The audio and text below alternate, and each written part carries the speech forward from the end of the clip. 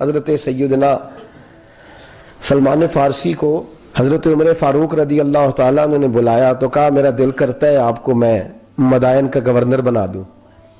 حضرت سلمان فارسی بڑے تگڑے قبیلے سے تعلق رکھتے تھے, بکتے بکاتے مدینے میں آ کے بکے, پھر نگاہ مصطفیٰ میں بک گئے صلی اللہ علیہ وسلم. بڑے تگڑے قبیلے سے تعلق تھا. یا حضرت عمر نے فرمایا میں آپ کو گورنر, کہا جی کہ جیسے آپ کا حکم ہے, امیر کی بات ماننا. گورنر بن گئے. اور گورنر صاحب کرتے کیا ہے؟ گورنر صاحب کا حال یہ کہ گورنر صاحب نے وہی پھٹے پرانے سادے سے کپڑے پہنے اور ایک ہاتھ میں چھڑی پکڑی ہے, کبھی ادھر گھومتے ہیں کبھی ادھر, مدائن کی گلیوں میں گورنر صاحب گھوم رہے ہیں. اللہ اکبر. جہاں سواریاں اترتی تھی نا شہر کی, لوگ جو کرایہ لے کے گھوڑوں پہ سوار کرتے تھے, جہاں وہ لا کے اتارتے تھے, وہاں ایک شخص اترا, مہمان آیا کسی کے گھر میں مدائن. وہ شخص مہمان آیا تو اس کے بعد بڑے بڑے بکسے تھے, اس نے حضرت سلمان فارسی کو گھومتے دیکھا, کہنے لگے او غلام ادھر آئے نا, او بولیے او غلام ادھر آ. حضرت سلمان فارسی کہنے لگے جی جناب. کہنے لگے میرا سامان اٹھا اور فلاں گھر میں نے جانا, چھوڑ کے آ. جرت تو کرے کوئی جرت تو کرے کونسلر صاحب کو بھی آواز دینے کی, طاقت تو کرے کوئی, ایک معمولی سپاہی کو بھی کہنے کی جو نہ سب انسپیکٹر ہے نہ وہ کسی عہدے پہ فائز ہے, صرف ایک سادہ قوم کا وہ پیر, اس کو کہہ کے تو ادھر آؤ غلام. بھائی گورنر کوئی کہہ دیا. گورنر صاحب نے سر کے اوپر بکسا اٹھایا ہے اور گلیوں میں گزر رہے, کہتے ہیں بھائی غلام کو رستہ دے دو, ذرا سامان وزنی ہے, ذرا غلام کو رستہ دے دو, سامان وزنی ہے, پیچھے ہٹ جاؤ, ذرا رستہ دے دو. شہر میں داخل ہوئے تو لوگ دوڑے آئے, کہا حضور ہمیں دے دیں. فرمایا نہیں, اس نے مجھے کہا ہے غلام اٹھا. وہ شخص شرمندہ ہو گیا, کہنے لگا حضور مجھے کب خبر تھی کہ آپ گورنر ہیں, غلطی ہو گئی, میں غلام کہہ بیٹھا. حضرت سلمان فارسی رو پڑے, فرمانے لگے تو میرا محسن ہے, تو نے تو مجھے میری اوقات یاد کرا دی ہے. میں غلام ہوں, میں کھجوریں بیچا کرتا تھا, میں مدینے میں نوکری کرتا تھا, تو نے اچھا کیا ہے. فرمایا نا تو میرا محسن ہے, تو نے مجھے یاد کرا دیا, میں کیا نا, اب میں ہی لے کے چلوں گا. رستے میں جا رہے ایک شخص دوڑا آیا, کہنے لگا حضور وزنی بڑا ہے مجھے دے دیں. یہ بادشاہ ہے, فقیری ہو رہی ہے, حضور وزنی بڑا ہے مجھے دے دے, میں اٹھا لیتا ہوں.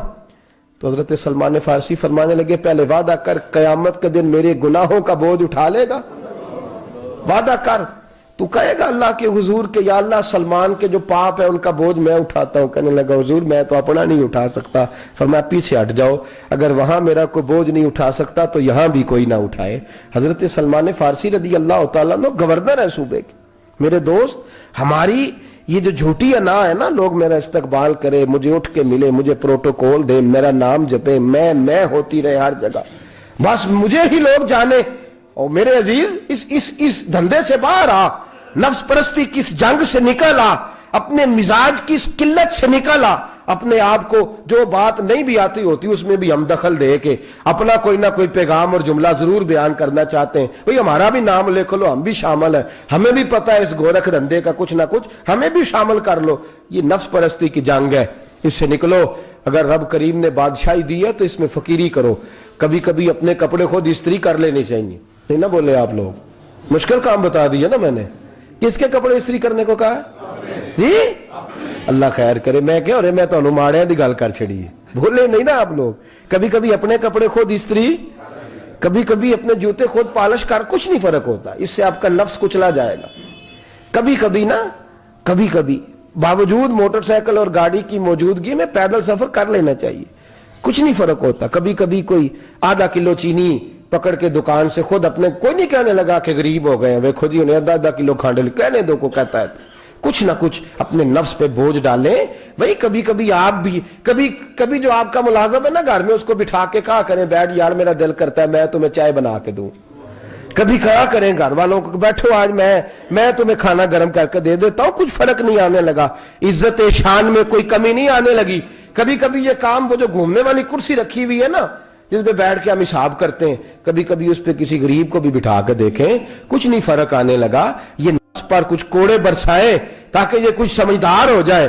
یہ جو ہم نے بڑی لمبی چوڑی اپنے لیے جھوٹی ناک کے دروازے کھول رکھے ہیں, یہ روز ہمیں دور کر رہے ہیں. جو نفس پرستی کی جنگ ہوتی ہے یہ بندے کو اللہ کے دروازے سے دور لے جاتی ہے, یہ نبی پاک کی محبت دل سے نکالتی ہے, یہ ذہن کے اندر اچھی سوچ نہیں آنے دیتی. ذہن میں جب بھی کوئی بات آتی ہے بری آتی ہے. تکبر اور غرور والے جو لوگ تھے نا, ان کا کبھی کچھ نہیں ہو سکا. جس نے کہا ہے مجھے چودھری صاحب کو, وہ بیچارہ اسی چکر میں رہا ہے اور لوگ آگے گزر گئے ہیں. جس نے کہا ہے مجھے سیٹھ صاحب کو, وہ اسی گڑبڑ میں رہا ہے اور لوگ آگے بیت گئے ہیں. دنیا میں کوئی پیشہ برا نہیں. ملت کے جوانوں, تم نے کہا ہے نا کہ یہاں اگر ہم کسی گلی میں مزدوری کریں گے تو لوگ کہیں گے مزدور ہے, لیکن اگر یورپ میں جا کے ہم کریں گے تو کسی کو کیا پتا چلے گا. اور دیس اپنے دیاں واللہ نالو تمبے لالا کھائیے, امی غیر ملک دے باغاں اندر میوے کھان نہ جائیے. اپنی مٹی پہ چلنے کا سلیقہ سیکھو. کسی کے سنگ مر پہ چلو گے تو پھسل جاؤ گے. حضرت عمر فاروق رضی اللہ تعالیٰ عنہ مدینے کی گلی سے گزر رہے ہیں, امیر المومنین ہے, مدینے کی گلی سے گزر رہے ہیں. ایک گھر کے اندر سے بچیوں کے رونے کی آواز آئی. بچیاں رو رہی ہیں اور بچی اپنی ماں سے کیا کہتی ہے, کہتی اماں ابو بکر تو اب انتقال کر گئے. حضرت عمر کا پہلے دن ہے خلافت کا, اب ہمارا کیا بنے گا. ابو بکر تو وصال کر گئے. حضرت عمر فاروق رضی اللہ تعالیٰ عنہ نے رونے کی آواز سنی, دروازے پہ دستک دی, کہا بیٹو کیا بات ہے. تو بچیاں کہنے لگیں عمر ہمارے ابا جی ہماری 10-15 بکریاں ہیں, تو ہمارے والد صاحب ان کا دودھ دھو کے بیچا کرتے تھے, گزارا ہو جاتا تھا. جس دن ابا جی فوت ہوئے تو اس دن سے لے کر ابو بکر صدیق روز عصر کے بعد آیا کرتے تھے, ہماری بکریوں کا دودھ دھو کے دیتے تھے. کچھ ہم پیتی تھی, کچھ بیچ لیتی تھی, گزارا چلتا تھا. جس دن ابو بکر صدیق خلیفہ بنے تو ہم نے جا کے کہا ابو بکر اب کون دودھ دھوئے گا. تو سیدنا صدیق اکبر رضی اللہ تعالیٰ عنہ نے فرمایا بیٹے پہلے تو میں مرضی سے خدمت کرتا تھا, اب تو مصطفیٰ کی امت کی نوکری میری ڈیوٹی بن گئی ہے, تو میں آؤں گا. بچیاں رو رہی ہیں, حضرت عمر کو بتاتی ہیں, کہتی ہیں ابو بکر چلے گئے ہیں تو ہم پریشان ہیں, یتیم ہیں, لاوارث ہیں, بھائی کوئی نہیں, کون آئے گا, کون دیکھ بھال کرے گا.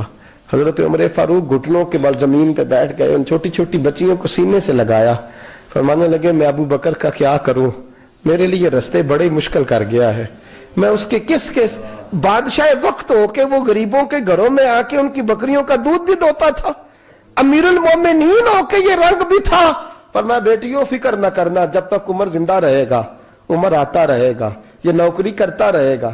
کچھ دن بیتے تو حضرت عمر فاروق کو یاد آیا, اوہو مدینے میں ایک بوڑھی اماں بھی رہتی ہے جس کا کوئی گھر کا کام کرنے والا نہیں, اور جس بی بی کا کوئی بال بچہ نہیں, اور آنکھوں سے بھی وہ نابینی ہے. حضرت ابو بکر صدیق رات کے سناٹے میں جایا کرتے تھے, اس کے گھر میں جھاڑو دیتے تھے. یہ بادشاہ ہے, اس کی فقیری کا رنگ دیکھو, اس کو کنویں سے پانی بھر کے لا کے دیتے تھے. اور یہ لفظ آپ سنیں گے تو حیران ہو جائیں گے. اس بوڑھی اماں کے لیے نا ایک کونے میں گھر میں دور بار سیم ایک جگہ کھود دی تھی جہاں وہ بی بی پخانہ اور پیشاب کرتی تھی. امیر المومنین حضرت ابو بکر صدیق رات کو جاتے تھے اور اس کا وہ پخانہ وہاں سے اٹھا کے باہر پھینک کے آیا کرتے تھے.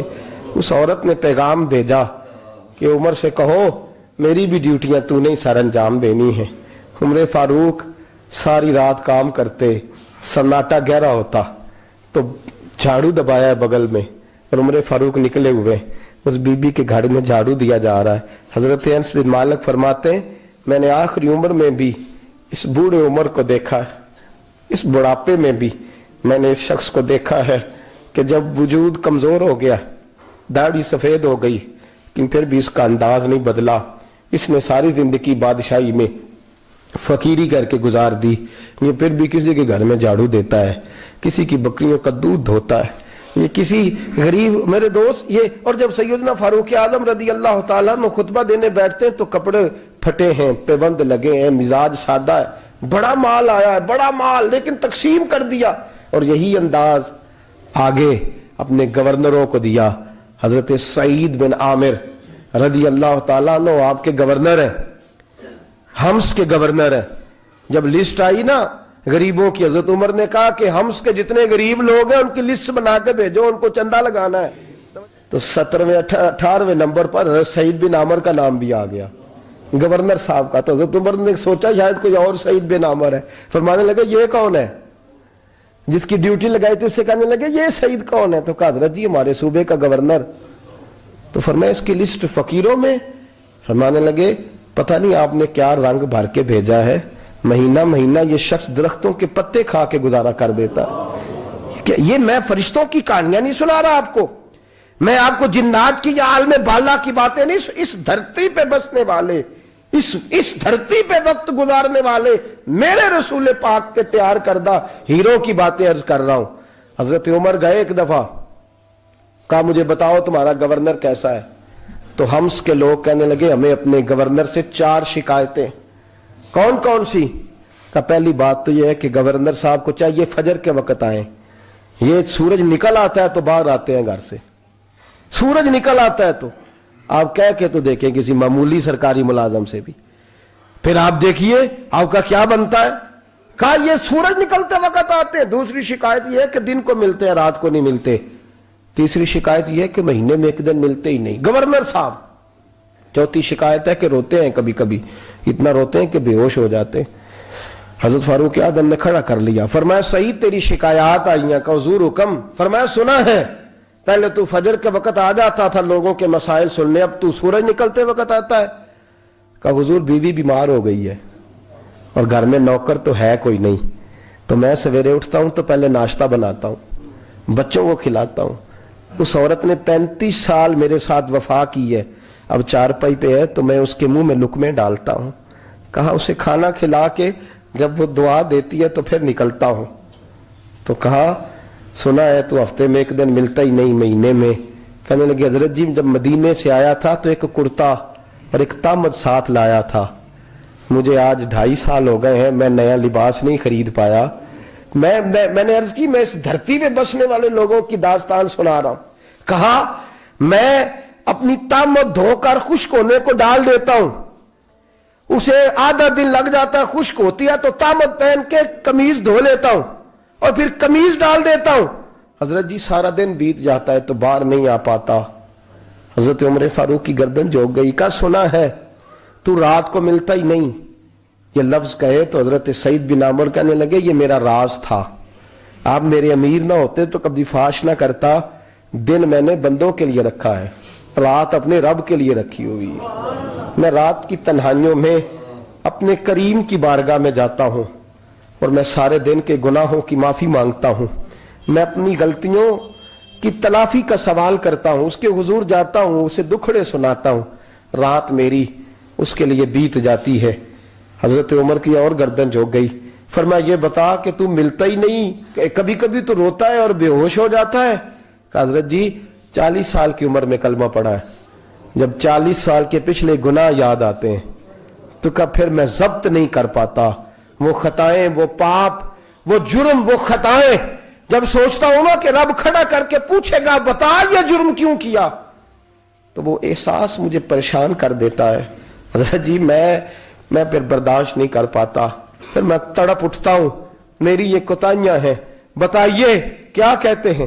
حضرت فاروق اعظم نے گردن اٹھائی تو آنکھوں میں آنسو تھے. کہنے لگے یا اللہ مجھے اس جیسے کچھ اور گورنر بھی عطا فرما, یا اللہ اس جیسے کچھ اور گورنر بھی. عزیزو اپنا حال کیا ہے. ملک شام جب فتح ہوا تو حضرت سعد بن ابی وقاص رضی اللہ تعالیٰ عنہ کہتے ہیں کہ کچھ لوگ مجھے کہنے لگے کہ ہم آپ سے معاملات طے نہیں کریں گے, ہم جزیہ دیں گے, ٹیکس دیں گے, اسلامی حکومت کے زیر اثر آئیں گے, لیکن آپ سے معاملات طے نہیں کریں گے, اپنے امیر کو بلائیے. تو حضرت سیدنا سعد بن ابی وقاص کہتے ہیں میں نے خط لکھا. فرماتے خط لکھا حضرت عمر کو. میں نے کہا جناب آئیے. جواب میں حضرت عمر نے خط میں جواب لکھا کہ فلاں دن فلاں تاریخ فلاں وقت میں ملک کے شام پہنچ جاؤں گا. حضرت سیدنا عمر چلے گھر سے, ایک غلام, ایک گھوڑا, ایک نیزہ. حضرت فاروق اعظم نے کچھ کھجوریں, خشک کھجوریں, کچھ سرکہ باندھ کے رکھ لیا رستے میں کھانے کو. یہ بادشاہی میں فقیری ہو رہی ہے. لاکھوں مربع میل کا حکمران ہے, کروڑوں اور اربوں روپے پاس پڑے ہوئے, وہ ساری چیزیں رکھ لیں اور سیدنا عمر فاروق رضی اللہ تعالیٰ عنہ چلنے لگے.